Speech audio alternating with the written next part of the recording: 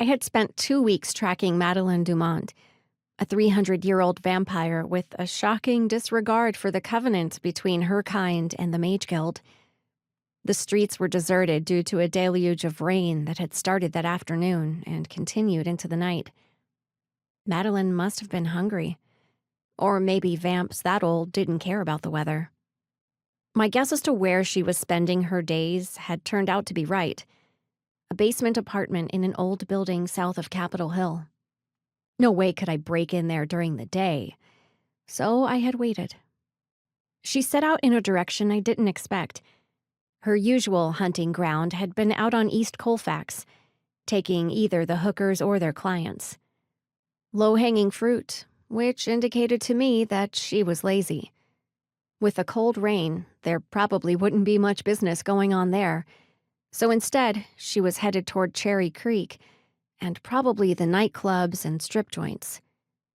The vampires were fast, but she didn't seem to be in much of a hurry, so I didn't have any trouble keeping up with her. And with the rain as hard as it was, I didn't worry much about being quiet. I doubted even she could hear anything softer than thunder.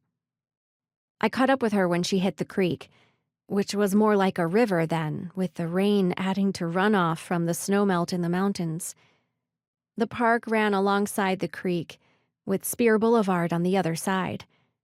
If she was headed where I thought, she would have to cross the creek, and that meant finding a bridge. Casting my personal shield, I drew my katana and a wooden stake from my bag, then moved to close with her. My suppositions about her hearing were obviously mistaken, as she stopped at the end of the bridge, spun around, and laughed. "Are you to be my dinner tonight, little mage? I haven't had mage blood in weeks." She sprang, covering the 10 or 15 feet between us in a single leap. I braced and held the sword out in front of me, but she dodged it and slammed into me.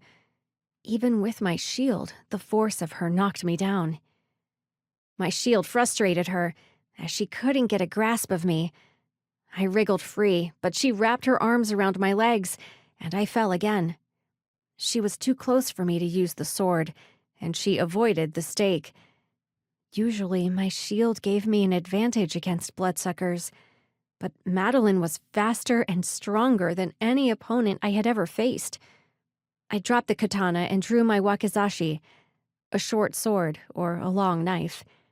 Much better for close fighting. Madeline backhanded me, a blow that I felt even through my shield. She had to have felt it too, like punching a brick wall, and hesitated. I turned the tables and rushed her. She stumbled on the wet, uneven grass and stepped backward to regain her balance.